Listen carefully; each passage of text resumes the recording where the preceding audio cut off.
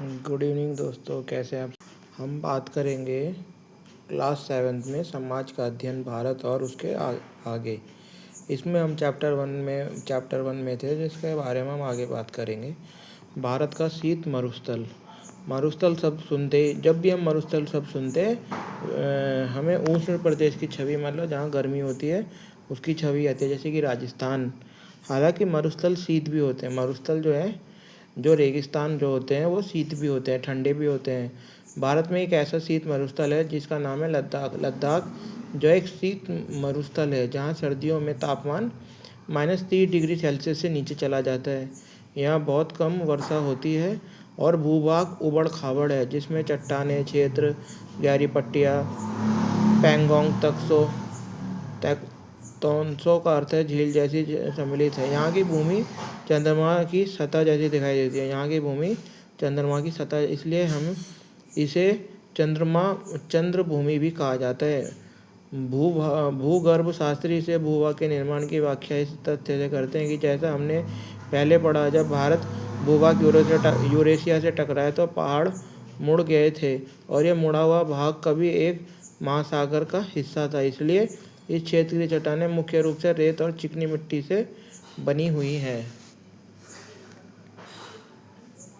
हिमालय लोगों के जीवन में याक बहुत महत्वपूर्ण है। याक उन्हें दूध, मांस और ऊन और गोबर के लिए पाला जाता है। याक जो एक जानवर होता है जिसे हिमालय लोगों के जीवन में इसका बहुत महत्वपूर्ण है।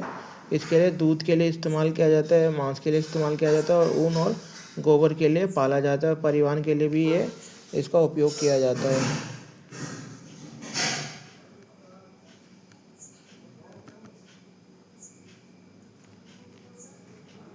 समय के साथ पवन और वर्षा ने लद्दाख में पैंगोंग तोक्सो झील खारे पानी के कारण या अन्य झीलों से भिन्न है।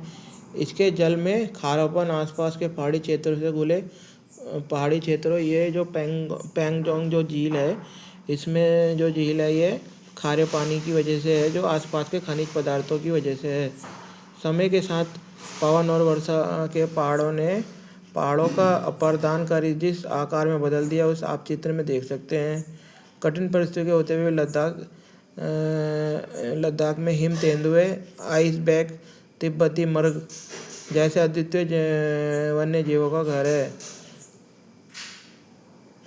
लद्दाख के लोग सदा जीवन जीते हैं। यहाँ क्षेत्र अपने प्राचीन बुद्ध मठों तथा लोसार और हिमवत महत्व जैसे रंग बिरंगे त्योहार के लिए प्रसिद्ध है।